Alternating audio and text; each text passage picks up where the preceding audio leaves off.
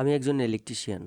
আমার কাজ হলো মানুষের বাসাবাড়ি, দোকানপাট, নিরাপত্তা, বৈদ্যুতিক লাইন বসানো, মিটার কানেকশন ঠিক করা, সুইচ সকেট, ফ্যান লাইট থেকে শুরু করে পূর্ণ বাড়ির ওয়্যারিং করা।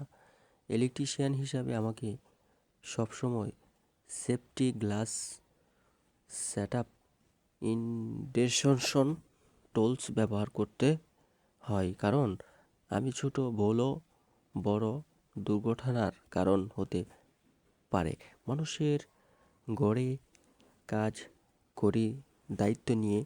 নিরাপত্তাই আমার প্রথম শর্ত। হ্যাঁ, এটাই বাস্তব। আর এখন যে আমাকে দেখতেছেন, আমি একটি ইলেকট্রিক দোকানে বসে আছি। দোকানটির মধ্যে বিভিন্ন রকমের নামি দামি কোম্পানির পণ্য রয়েছে।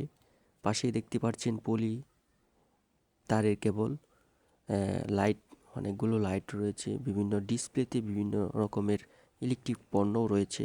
তো সবাই ভালো থাকবেন।